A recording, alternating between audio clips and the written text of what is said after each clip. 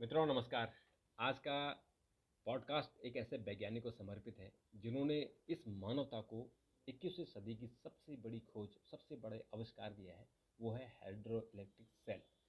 और इस सेल का अगर, इस टेक्नोलॉजी का अगर सरकार ने इस्तेमाल कर लिया, उसका अगर कमर्शियल इस्तेमाल हो गया, औद्योगिक इस्तेमाल हो गया, तो इस देश में जो प्रदूषण की समस्या है, जो वेहिकुलर पोल्यूशन है, वाहनों से पोल्यूशन हो रहा है, दिल्ली में 10 साल 15 साल पुरानी गाड़ियों को हटाया जा रहा है, और जो इलेक्ट्रिक व्हीकल्स आ रहे हैं उनकी जो ई वेस्ट होगा, उनकी जो बैटरी का, वो आने वाली सदियों में बहुत नुकसान करने वाला है।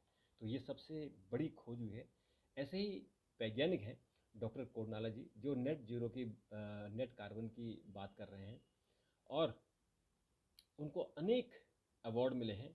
वो भारत सरकार के जो NBL है उसके चेयरमैन रह चुके हैं, और उन्होंने 15 से ज़्यादा अंतर्राष्ट्रीय पेटेंट उन्होंने की हैं। 64 से ज़्यादा उन्होंने इंडेक्स में उनका नाम आया है, और 16,500 से अधिक बार उनको लोगों ने अपनी थीसिस में लिखा है। और उनकी जो जो ISGF गोल्ड अवार्ड उनको मिला है, REF अवार्ड उनको लंदन का उनको मिला है। CNS&E जनरल चीफ उसके एडिटर रह चुके हैं, और बहुत सारे काम कर रहे हैं एक से नहीं। तो भारत के तमाम जितने पर्यावरण की कमेटियाँ, उनमें भी वो शामिल हैं। तो हमने उनसे बात की है, जो दिल्ली में 10 साल की डीजल और 15 साल की पेट्रोल की गाड़ियों को हटाया जा रहा है, उसका क्या महत्व है, और उस पोल्यूशन को कम करने के लिए क्या हो सकता है, भविष्य की क्या ईंधन हो सकता है, क्या टेक्नोलॉजी हो सकती है। हमने उनसे बात की। आइए सुनते हैं। नमस्कार, मैं रोशन हूँ, और मेरे साथ हैं देश के प्रसिद्ध वैज्ञानिक डॉक्टर R.K. कोडनाला जी। डॉक्टर साहब, आपका बहुत बहुत स्वागत है। नमस्कार जी। रोशन जी, आपका भी बहुत बहुत धन्यवाद कि ऐसे टेढ़े विषय पे, जो कि आम जनता के लिए बहुत एक समस्या बना हुआ है यार, तो उस पर आप ये बोलना मतलब हमारे से कुछ वार्तालाप करना जी चाहते हैं, बिल्कुल। तो मेरा वो भी विज्ञान बेस्ड। जी विज्ञान पर आधारित है, और खासकर ये जो हमारा आज का टॉपिक है कि दिल्ली में 10 साल और 15 साल पुरानी, 10 साल की डीजल और 15 साल की पेट्रोल की पुरानी कारों को हटाना है। बड़ा अभियान चला, बड़ा विरोध हुआ, सरकार को वापस लेना पड़ा। और दूसरा दूसरा जो विषय है वो है कि जो आप क्लाउड सीडिंग करते हैं, तो चूंकि आपकी इसमें महारत है, और आप देश के बहुत जाने माने वैज्ञानिक हैं, आपने पर्यावरण के क्षेत्र में बहुत काम किया है, अन्य क्षेत्रों के अलावा पर्यावरण पर आपकी महारत है। तो मेरा पहला सवाल आपसे यही है कि ये जो सुप्रीम कोर्ट का ऑर्डर है, उसके बाद NGT का ऑर्डर है, और ये तमाम तरह के ऑर्डर हैं कि दिल्ली में 10 साल पुरानी डीजल और 15 साल पुरानी कारों को बंद कर देना चाहिए। और उसके बाद अब देखें कि किस तरह से इस पर शोर शराबा होता है। जैसे मैंने अपनी कार बेची, तो मुझे मजबूरन उसको कबाड़ी में बेचनी पड़ी 15 साल में, जबकि मेरी कार बिल्कुल नई थी। तो पर्यावरण और इकोनॉमी, इन दोनों को कैसे जोड़ते हैं? आपका ये सवाल बहुत ही सटीक है, जिसमें ये महसूस होता है कि आम जनता को काफ़ी नुकसान हो रहा है इससे, और वो भी पर्यावरण के प्रदूषण के लिए, जिसको हम ये सोच के चल रहे हैं कि सरकार इस पे पूरा ध्यान दे रही है। इसमें कोई दो राय नहीं है कि यदि हम इसकी बात करते हैं, कि पहले NGT ने 2014 में ये फैसला लिया था। जो हमारी नेशनल ग्रीन ट्रिब्यूनल है, NGT, उन्होंने फैसले में ये दिया कि हमें जो है 10 साल की डीजल गाड़ी हटानी है। चलने के बाद उनकी लाइफ हो गई, तो वो प्रदूषण ज़्यादा करेंगी, और 15 साल की पेट्रोल की कार की जो है उसको भी जो है सड़क से बाहर कर देंगे। अब ये सब हुआ, फिर 2018 में सुप्रीम कोर्ट ने इस पे अपनी मोहर लगा दी कि हाँ ये ठीक है और चलो आगे। फिर उसी समय हमारी एक जो है CAQM बोलते हैं। CAQM का मतलब है commission on air quality management. जी। तो उन्होंने ये कहा कि हाँ ये बिल्कुल ठीक है, उचित है, और ये होना चाहिए। तो ये क्या हुआ कि डाउन द लाइन हमारे मतलब सरकार के उसमें ये सब इम्प्लीमेंट होने लग गया। आम पब्लिक ने भी बड़ी जिसे कहते हैं मुस्तैदी से इसका पालन किया। आप ही ने नहीं, मैंने भी किया। मैंने अपनी 2 गाड़ियाँ बेची हैं जी। पीछे, मतलब अलग-अलग टाइम से पहले की थी, तो हमने भी इसी तरह नुकसान में बेची हैं। और गाड़ी की जहाँ तक बात करें, यदि मैं 15 साल पुरानी भी गाड़ी का उस समय चेक कराया, चेक मैं बात कर रहा हूँ 2012 की, जी। तो उस समय मैंने नहीं 2016 16 या 17 की है, राइट। मैंने जब उसको चेक कराया पॉल्यूशन, तो उसका पॉल्यूशन लेवल हमेशा अच्छा निकलता था, निकलता मतलब जो हमारे उस समय हाँ, भारत वन, हाँ जी, जो मानक है उन पर था वो। उन, हाँ मतलब जो पर्यावरण के मानक हैं प्रदूषण के, उस पे बिल्कुल फिट था। तो अब मुझे तो मतलब किसी को भी अपनी मतलब गाड़ी है, एक तो महंगी होती है, इतना पैसा कहाँ से जुटाएंगे, कैसे लाएंगे। तो हम इस पे ये लेके चले कि नहीं कोई बात नहीं, सरकार की वो है, हमने उसको जैसे कहते हैं कि औने पौने दाम में 20,000 रुपये में निकाल दो। बिल्कुल। अब जबकि 2014 में जो मैं मतलब 2014 का जब का इनका वो है, मेरे पास उस समय भी ये गाड़ी 12 साल पुरानी, 13 साल पुरानी गाड़ी थी पेट्रोल की। तो उसमें ये देखा गया कि यदि उसके इंजन की क्षमता ये थी, और मैं हमारी क्योंकि हम तो नौकरी पेशे वाले हैं, ऐसा नहीं है कि इधर, तो गाड़ी भी ज़्यादा नहीं चलती थी, कुल 1 लाख किलोमीटर के करीब चली थी। लेकिन अब क्योंकि हमें नियमों का पालन करना था, तो हमने उस समय 2016 में इसको बेच दिया। जो आपने भी महसूस किया कि मतलब जो है कबाड़ी में देनी पड़ी, वैसे हुआ, हाँ, मतलब लोहे के हिसाब से बिल्कुल। पैसे मिले, है ना? बिल्कुल। तो ये आप ही नहीं, हमारी नहीं, पूरी जनता की समस्या है।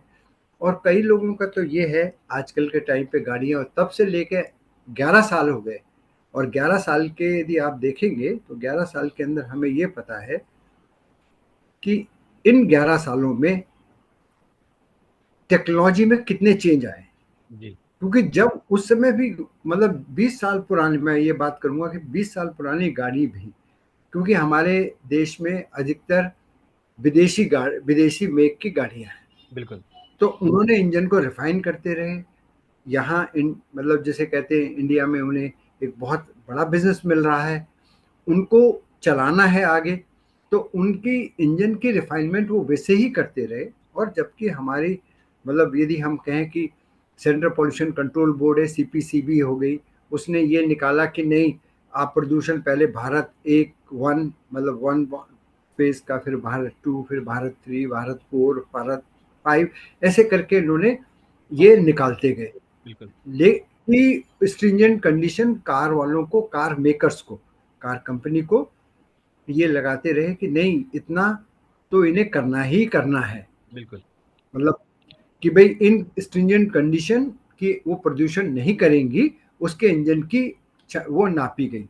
हाँ। मतलब यूं कहिए, एक अदर वर्ड्स में उसकी एफिशिएंसी नापी गई कि वो जब अच्छा इंजन काम कर रहा है, तो वो प्रदूषण में हमें पर्टिकुलर मैटर कम से कम देगा, PM 2.5 जिसको हम कहते हैं, कार्बन मोनोऑक्साइड कम निकालेगा, नाइट्रस ऑक्साइड कम निकालेगा। तो वो सब चल रहा था। लेकिन अब इसमें क्या है कि यदि हमने कोई चीज़ 11 साल पहले एक डिसाइड किया था कि हाँ नहीं, ये नहीं होना चाहिए, और इंजनों की रिफाइनमेंट होती जा रही है। हाँ। इंजनों में यदि हम यहाँ पे बात नहीं कर पाएंगे, लेकिन इंजनों में इतने एडवांस इंजन आ गए, जी। जी। और अब जब वो एडवांस इंजन भी आ गए, तो हमें क्या करना था, इसमें एक पॉलिसी में संशोधन। चेंज लाना था। हाँ। पॉलिसी को हमें रिव्यू करना चाहिए था कि जो 2014 में बनी थी और उसके बाद क्या हुई।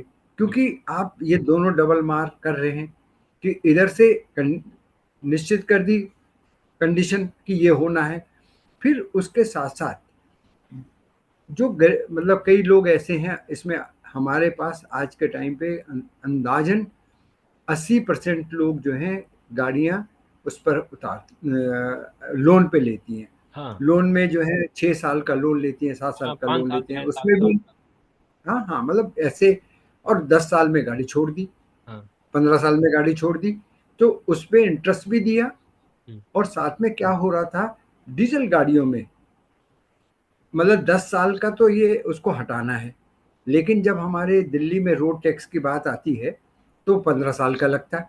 हाँ। ये एक दूसरी समस्या है।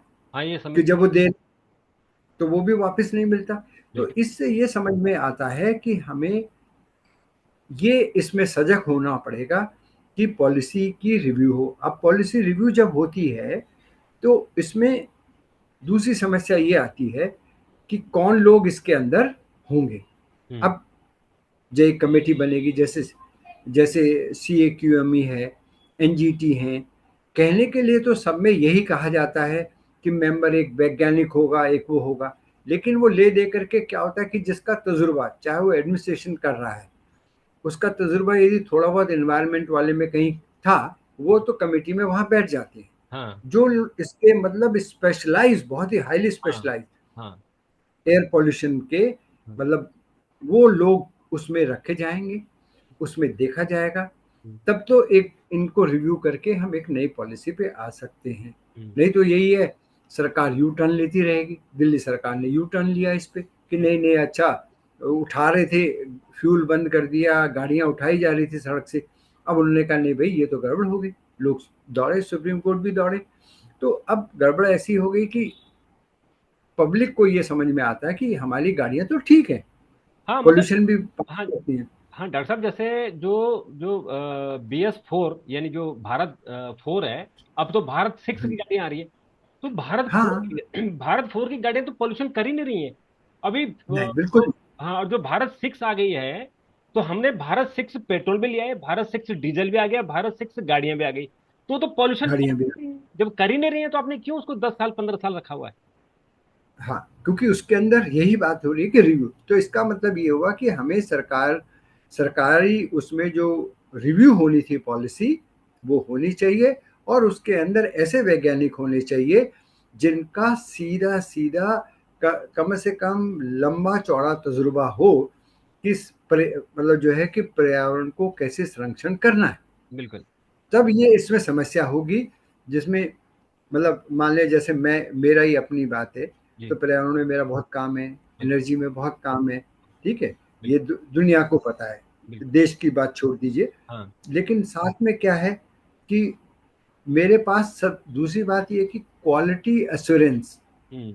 जब लोग जानते भी नहीं थे हम्म। 1996 में, हम्म। इंडिया में कोई करता नहीं था, तब मैंने इंग्लैंड इंग्लैंड में नामास, वो नेशनल अक्रेडिटेशन उनका, वो एक वो है हम्म। ऑर्गेनाइजेशन, संस्था, उस पे उससे मैंने 17 ISO 17025 का सर्टिफिकेशन किया था। बिल्कुल। और तब से मैं अलग अलग चीज़ों पे काम करता रहा, क्वालिटी सिस्टम को देखता रहा। और आपको ये भी पता होगा कि अभी मैं पीछे NABL का भी चेयरमैन था। बिल्कुल। वो क्या है, क्वालिटी कंट्रोल है, quality control. Quality management system. हम्म। तो एक एक अच्छा खासा तजुर्बा कि क्वालिटी का भी है आपको, क्योंकि यदि कोई मेजरमेंट हो रहे हैं, क्योंकि इसमें भी, इस पर्यावरण में हमारी एक समस्या ये है कि मेजरमेंट के तरीके कई बार गड़बड़ होते हैं। क्योंकि मैंने कई बार विजिट किया, इंडस्ट्री वाला अपने जैसे कहते हैं कि अपने स्वार्थ के लिए क्या करता है कि उस मेजरमेंट के अंदर ठीक वैल्यू नहीं देता। इन दिल्ली में तो अब इंडस्ट्रियां कम है, लेकिन बाहर की इंडस्ट्रियां भी, मैं गया बड़ी बड़ी इंडस्ट्रीज में, वहाँ गड़बड़ होती है। हम जब मेजरमेंट करने वाले लोग लापरवाही से काम करते हैं, यदि आप CPCB या दिल्ली पॉल्यूशन कंट्रोल बोर्ड के लोगों को देखेंगे, तो वहाँ पर जिस तरह का एक माहौल बना रखा है, जिन्होंने मेजरमेंट लेना है उनको मॉनिटर करने वाला कोई मजबूत आदमी होना चाहिए। ऑफिशियली है, ऐसा नहीं कि ऑफिशियल मजबूत हो कि नहीं भाई, कहाँ से वाकई प्रदूषण नापना है, तभी तो वो डेटा आप बनाएंगे ना। और वो डेटा बना करके गवर्नमेंट को पॉलिसी के लिए इस बेनिफिट होगा। बिल्कुल। क्योंकि गवर्नमेंट हाथों से तो बात नहीं करेगी, बिल्कुल। मुंह से बात करने की बात भी नहीं है। हाँ। हमें साइंटिफिक डाटा चाहिए, बिल्कुल। तो हमें साइंटिफिक सॉल्यूशंस चाहिए इसमें। जी। अच्छा, डॉक्टर साहब, एक चीज बताइए कि इसमें ऐसा सुनने में आता है कि इसमें जो मैन्युफैक्चरिंग, जो ये व्हीकल मैन्युफैक्चरिंग है, जो ये कंपनियां हैं जो गाड़ी बनाती हैं, वो लॉबी भी इस पर काम करती है। और वो नहीं चाहती कि एक आदमी इन गाड़ियों को 10 साल 15 साल से ज्यादा खींचे, क्योंकि उनकी गाड़ियां नहीं बिकेंगी। जबकि जो पर्यावरण अध्ययन हुए हैं, उनमें ये साफ साफ पता लगता है कि एक गाड़ी को बनाने के लिए कम से कम 40 मिनरल चाहिए। यानी हमें प्रकृति से उतने सारे मिनरल चाहिए, चाहे आयरन हो या पेंट हो या लकड़ी हो या दूसरी चीजें हैं। 40 मिनरल्स हमें चाहिए, तो वो हम प्रकृति से ही ले रहे हैं। तो हम एक गाड़ी को बेचने के लिए प्रकृति का कितना हम नुकसान कर रहे हैं, ऐसा नहीं। जैसे एक अभी बात आई कि जो जहाज है, हवाई जहाज है, उनकी उम्र की कोई सीमा नहीं है, वो 50 साल पुराने भी हैं, 60 साल पुराने भी हैं। तो हमारी गाड़ियां 10 साल में कैसे खत्म हो जा रही हैं?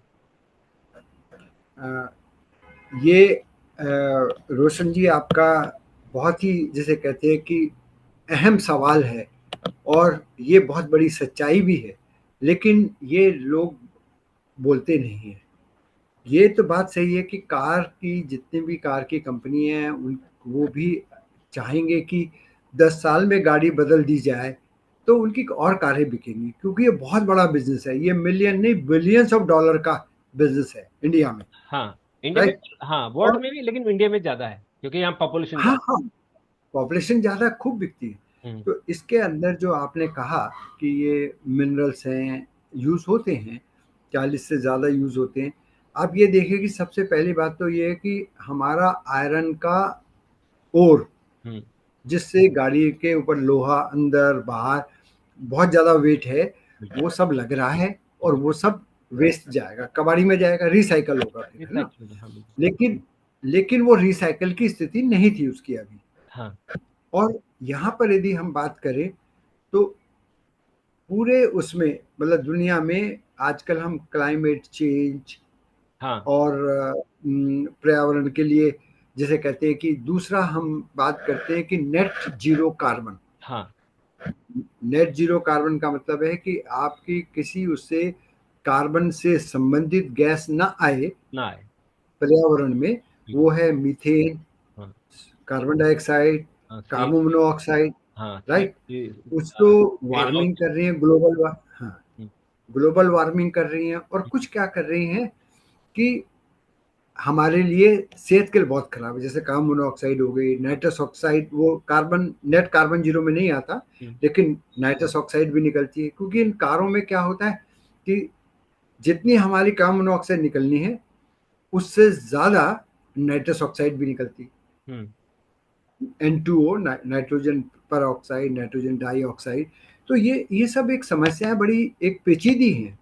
इन पेचीदी समस्याओं को हमें हल करना है, कि हम कैसे हल करेंगे। और वो हल करना तो एक अलग पर्यावरण की बात थी, लेकिन जो आपका सवाल अभी का है वो ये है कि अब इतना हम लोहा, अपने देश का लोहा हमने एक तरह से वेस्ट कर दिया। हाँ। और सर्कुल जैसे नेट कार्बन जीरो की बात आती है, पूरी दुनिया में ये चलता है कि कैसे सर्कुलर इकोनॉमी उसमें लाई जाए हमारे सिस्टम में। और सर्कुलर इकोनॉमी का मतलब ये है कि हम क्या बात कर रहे हैं कि यदि कोई, जैसे हमने लेटर से लेड एसिड बैटरी थी, हमने उसको इस्तेमाल किया, कार से इस्तेमाल हो गई हमने, उसके बाद क्या करते थे, हम उसको फेंकते थे। अब उसमें वो तो बहुत भयानक है, क्योंकि सल्फ्यूरिक एसिड है और लेड है, कैंसरस है, हाँ लेड पर ऑक्साइड है। बिल्कुल। बट मुश्किल ये थी कि जब इसमें हम बात करते हैं कि अब वो बैटरी 3 साल बाद खराब हुई थी, आजकल तो 5 साल भी चलती है। हम्म। अभी उसका एक तरीका आपने भी महसूस किया होगा, आप भी कार बहुत समय से चला रहे हैं, हम्म। या स्कूटर भी चलाएंगे, उसमें भी वही थी। हाँ। तो उसमें क्या करते थे, हम उसको रिसाइकल करते थे। रिसाइकल मतलब उसके लेड पर ऑक्साइड को ठीक किया, वो किया, दोबारा रिफर्बिश किया और चला दिया। अब इसका मतलब ये क्या हुआ कि हमने अपने देश की, जो आपका सवाल था, कि अपने देश के मटेरियल को खराब नहीं किया। प्लास्टिक का डिब्बा नहीं खराब हुआ, अंदर जो लेड था उसके ऊपर की परत निकाल दी, लेड पर ऑक्साइड। तो हमने उसको रिफर्बिश किया और वो फिर चल गई 2 ढाई साल की। तो आपकी बहुत सारी बैटरियों की बचत होने लग गई, कि हाँ। आपको नई नहीं बनानी है। हाँ। ऐसे ही लिथियम आयन बैटरी का था। हाँ। मैंने लिथियम आयन बैटरी की रिसाइकलिंग करने की मैं काफ़ी देर से काम कर रहा हूँ, क्योंकि मेरा वेस्ट की रिसाइकल, इलेक्ट्रॉनिक वेस्ट, और ये जो हमारे मतलब बैटरी को भी मैं इलेक्ट्रॉनिक वेस्ट ही कहता हूँ, हाँ। हजार्डस वेस्ट, हाँ। इसमें भी मेरा बहुत बड़ा काम है। हम्म। मैंने क्या किया कि इसमें एक धर्मशाला में, हम वहाँ पे सेंट्रल यूनिवर्सिटी है, हम्म। हमारी जो हिमाचल प्रदेश की। हाँ। तो वहाँ पे हमने एक प्रोफेसर हैं, उनको मतलब मैं भी उसके अंदर वो हूँ, प्रोजेक्ट इन्वेस्टिगेटर, नॉट मतलब प्रिंसिपल इन्वेस्टिगेटर। तो हमने वहाँ जो करी है, वहाँ हमने दो दो साल पहले एक ये लिया मिनिस्ट्री ऑफ एनवायरनमेंट फॉरेस्ट से कि अ, हमें लिथियम आयन बैटरी के रिसाइकल करने के लिए, क्योंकि ये सर्कुलर इकोनॉमी आ गई हम्म। और देश में हम चीज़ों को यूज़ कर सकते हैं। हम्म। तो इसलिए वो 2 साल पहले हमने वो लिया प्रोजेक्ट, और उसके अंदर हम वेंडर क्रिएट किए हैं और कर रहे हैं। मतलब कि जिन वेंडर्स को हम क्या करते हैं, ये ट्रेनिंग देते हैं कि आप लिथियम आयन बैटरी यदि खराब हो रही है, सिर्फ उसके टर्मिनल ठीक नहीं करने, उसके अंदर के जो इलेक्ट्रोड्स हैं उनको कैसे चेंज करना है। यदि इलेक्ट्रोलाइट खराब हो गया है लिथियम का, तो हम उसको रीजनरेट कर लेते हैं। तो उससे क्या हो रही है कि हमारा जो ई वेस्ट है, जो हम्म। मतलब ये हजारडस वेस्ट आएगा, एक हाँ। तो उससे हम बचते हैं, हम्म। 2-3 साल तक हम उसको आगे चला सकते हैं, फिर हम उसको दोबारा भी ठीक करने की कोशिश करेंगे कि भाई थोड़ी कम पावर होती है, लेकिन कोशिश ये है कि तो ये जो सर्कुलर इकोनॉमी, क्योंकि आपका नया मटेरियल नहीं लग रहा, हम्म। आपने उसी मटेरियल को इस्तेमाल किया, तो आपने देश का नुकसान नहीं किया, हम्म। रिसोर्सेज को कंजर्व किया। हम्म। तो इस तरह की जो रिसाइकलिंग की वो है, तो हम अपनी सर्कुलर इकोनॉमी को बहुत स्ट्रांग कर सकते हैं। पर अभी तो क्या हो रहा है कि कार फेंक दो 10 साल बाद, 15 साल बाद, हम्म। और उसके बाद उसके सारे कंपोनेंट, मतलब हमारा स्टील बेकार हुआ इंडिया से, क्योंकि रॉ मटेरियल में तो वही बन रहा है। हाँ। ग्लास का बड़ा वेस्टेज हो रहा है, क्योंकि कोई खिड़कियां के शीशे नहीं निकालेगा ना विंडो के, हाँ। वो बड़ा वेस्ट हो रहा है। उसके साथ साथ अंदर की अपहोल्स्ट्री है, सीट्स हैं, कोई खराब नहीं होती हैं आजकल, क्योंकि हाँ, वो क्वालिटी हाँ अच्छी उनको है। सबको फेंकना तो पड़ता है। इस तो आपका जो सवाल था कि ये भी एक बहुत बड़ा मुद्दा है, हाँ, कि वो तो पर्यावरण इसको को भी नजर, इस पर्यावरण को बचाने के लिए आप उस पर्यावरण को जो परमानेंट पर्यावरण है उसको खराब कर रहे हैं। बिल्कुल ठीक कह रहे हैं आप कि उस पर्यावरण को भी खराब कर रहे हैं। उसमें हमारी मिट्टी, हम्म। सॉइल हम्म। और पानी, हम्म। वो दोनों ही खराब है, क्योंकि वो जाएगा कहाँ? हाँ, उसने हवा में तो उड़ना नहीं है। बिल्कुल इसे तो हमारे इनको, ग्राउंड में जाना है। तो इसलिए हमें उसको भी ठीक करना है। तो हम्म। ये जो इसलिए ये बात हो रही थी कि जो हम चाहे दिल्ली गवर्नमेंट है, मान लिया हम कहते हैं सेंट्रल गवर्नमेंट नहीं ले रही है, तो ये दिल्ली गवर्नमेंट भी एक वो ले, जिसे कहते हैं कि एक इसमें इनिशिएटिव ले, जिसके अंदर दिल्ली गवर्नमेंट के ऑफिशियल भी हो, आपके क्या कहते हैं पत्रकार में से जो लोग इस पे बिल्कुल पब्लिक के लिए कर रहे हैं वो भी एक मेंबर हों, और साथ में साइंटिफिक दो एक मेंबर हों, जिससे कि एक कमेटी में हाँ रिव्यू की जाए पॉलिसी, और हम कैसे करेंगे। क्योंकि बिल्कुल। ये जो री सर्कुलर इकोनॉमी, और जो आपने कहा कि मटेरियल वेस्ट है, तो सर्कुलर इकोनॉमी तो हमको बनानी है। हमारा तो जो जीडीपी है वो बढ़ जाएगा, हम्म। Otherwise we are losing, we are the loser, हम्म। राइट। जी। अच्छा, एक चीज बताइए कि इधर तो हम ये छोटी मोटी जो कहते हैं हम कि मतलब ऊंट के मुंह में जीरा टाइप, तो ये जीरा है कि हम गाड़ियों का चेंज कर रहे हैं पोल्यूशन। इधर 3 साल से रूस यूक्रेन पर बम फेंक रहा है, इसराइल गाजा में बम फेंक रहा है, अभी अमेरिका ने ईरान इराक के ऊपर बम फेंक दिए। तो ये इतना बड़ा पोल्यूशन कर रहे हैं कि जो ये कछुए की जो हम कोशिश कर रहे हैं कि इतना हमारा थोड़ा सा हमारी हवा ठीक हो जाए, वो चीन और रूस और इसराइल और अमेरिका उन सबको तो खराब कर दे रहे हैं। ये तो ठीक है, ये तो बहुत पेचीदा क्वेश्चन है, क्योंकि वो तो इतनी ज़्यादा मतलब जैसे अभी इसराइल ईरान का वो युद्ध हुआ, उसमें भी खूब चला, हाँ, अम्यूनिशन कितने सारे इस्तेमाल मिसाइल होता चले है। हैं। हाँ। हाँ, मिसाइल चले हैं, उधर वो है यूक्रेन का, तो वो तो इंटरनेशनल पॉलिटिक्स है, जिसके अंदर इंडिया कोशिश करता है, हमारे मतलब हाँ प्राइम लेकिन मिनिस्टर हाँ लेकिन मोदी जी कोशिश करते हैं कि भाई शांत हो जाए। हमने भी लड़ाई लड़ी, हमने भी तो अभी कर रहे हैं। तो वो तो प्रदूषण के एक बहुत बड़े स्रोत है, बहुत इसमें बड़ा स्रोत है कोई दो मतलब। राय नहीं है। हाँ, क्योंकि वो जो क्लाइमेट चेंज हो रहा है, जो हमारा वेदर चेंज हो रहा है, ग्लोबल वार्मिंग, वो तो इनके कारण हो रहा है। ये जो हम गाड़ियां चला रहे हैं इनका कितना परसेंटेज है, मतलब 0.000 यार 1% भी नहीं होगा जो ये। नहीं नहीं नहीं, ऐसा नहीं है, ऐसा नहीं है, क्योंकि देखिए ये जो आपने कहा ना ये वाला प्रदूषण, हम्म। इसमें क्या होता है कि ये प्रदूषण मोस्टली बहुत ऊपर लेयर पे होते हैं, हम्म। क्योंकि ये जमीन पे तो मार बाद में होती है ना, उससे पहले ऊपर लेयर पे जाते हैं। टेम्परेचर बढ़ाते हैं, और उधर से मतलब प्रदूषण अल्टीमेटली जमीन पे ही आ रहा है, लेकिन क्या होता है, ये स्प्रेड होता है, एक कंट्री से दूसरे कंट्री में स्प्रेड होता है। तो इसलिए ये जो है धीरे धीरे जब तक नीचे आता है तो थोड़ा डाइल्यूट हो जाता है, तो इसलिए वो हमारी मतलब असर करता है, मतलब क्योंकि जब हम बहुत नज़दीक हैं, ईरान के नज़दीक हैं, इधर इसके नज़दीक हैं, मतलब पाकिस्तान के साथ हम खुद ही कर रहे थे आपस में जो भी युद्ध हुआ दोनों दोनों तरफ से, तो उसके अंदर तो पोल्यूशन हुआ, ठीक है, लेकिन क्या था कि वो इंडिया के उन बॉर्डर एरिया पे हुआ, और यहाँ पे हम दिल्ली के उसमें फंस गए।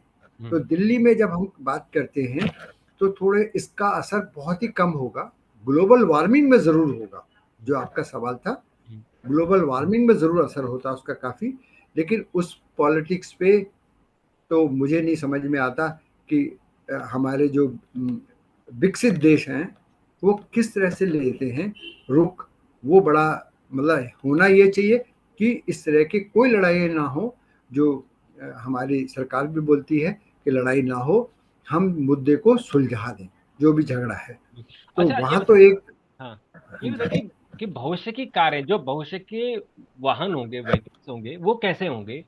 क्योंकि आप डीजल से चलाएंगे, पेट्रोल से चलाएंगे, एक समय ऐसा आएगा कि जो हमारे ये फॉसिल्स फ्यूल है वो खत्म होने वाला है, 10 साल में, 20 साल में, 50 साल में अल्टीमेटली खत्म होना है। तो हम कहाँ जाएंगे? अगर हम सोलर एनर्जी पर जाते हैं तो बैटरी एक प्रॉब्लम होगी, जो ई वेस्ट होगा, जो अभी आपने उसका जिक्र भी किया। तो टेक्नोलॉजी इतनी तेजी से बढ़ रही है, जैसे अभी टेस्ला कंपनी है, उसने ह्यूमन जो मानव रहित उसने कार बना दी है। ऐसा हम क्या कर सकते हैं कि जो हमारे पर्यावरण को नुकसान न करे, और ऐसी गाड़ियां हों कि जो परमानेंट हो? क्योंकि अभी जो हमारे यहाँ दिल्ली में या देश में, हमारे देश में जो इलेक्ट्रॉनिक व्हीकल आए, जो इलेक्ट्रिक व्हीकल आए हैं, उनकी उम्र भी 15 साल ही है। तो ये जो नहीं, हाँ, उनकी उम्र 15 साल नहीं है। क्योंकि अभी मैंने उनके लिए कोई कंडीशन नहीं रखी है, अच्छा, कंडीशन नहीं है अभी। तो कंडीशन नहीं हाँ, है, पर मैंने सुना था कि उनकी भी 15 साल है, तो लोग उसमें भी हिचक रहे थे कि उसको खरीदना चाहिए, नहीं खरीदना चाहिए। नहीं नहीं नहीं नहीं, तो ठीक है, उसमें अगर ये ये था कि हाँ, उसमें कोई वो नहीं है, हाँ, लेकिन वो एक अच्छा हल नहीं है। आपने एक बहुत अच्छा सुलझा हुआ ऊर्जा पे एक सवाल किया है, क्योंकि ऊर्जा पे मैंने जैसे आपको बताया कि मेरा काफ़ी काम है, मेरा कैरियर ही सबसे पहले इंडिया में सबसे पहले मैं ही हूँ जिसने सोलर सेल पे डॉक्टरेट करी है, जी, और फिर मैं उस पे भी कार्य करता रहा। फिर अभी आपको मालूम होगा कि मैंने एक बहुत बड़ा आविष्कार किया है, हाइड्रो इलेक्ट्रिक सेल, बिल्कुल। जो पानी के बूंदों से सिर्फ जो है हम ने मटेरियल बनाया, नया खोज किया, आविष्कार किया उसका, वो उसको आयंस में बदल देता है, और वो आयंस इस्तेमाल होते हैं, तो उससे बिजली भी पैदा होती है और हाइड्रोजन भी पैदा होता है। बिल्कुल। तो हाइड्रो इलेक्ट्रिक सेल एक बहुत बड़ा दुनिया, मतलब आप इंडिया की बात छोड़ दिए, हाँ इंडिया हाँ, में भी बहुत खूब बड़ी खोज लोग है। इसको कर रहे हैं काम, हम इंडस्ट्री की तरफ ले जा रहे हैं इसको कि इसका प्रोडक्शन हो। लेकिन जो सबसे बड़ा इसमें ये है कि क्योंकि ये अकेला वो है डिवाइस जो बिजली भी देता है और साथ में हाइड्रोजन भी देता है, हम्म। तो हमने इसके हाइड्रोजन के विकल्प को ज़्यादा अच्छे से बनाया। आजकल हम इसी पे ज़्यादा वो कर रहे हैं, खोज, और जिसे कहते हैं कि ये पहले हम कर चुके हैं इस पे भी काम। हाइ जो आपका ये सवाल था कि पहला एक तो ये था कि हवाई जहाज़ों के लिए कोई लाइफ नहीं रखी है। हवाई जहाज़ों से जितना हमें हम्म।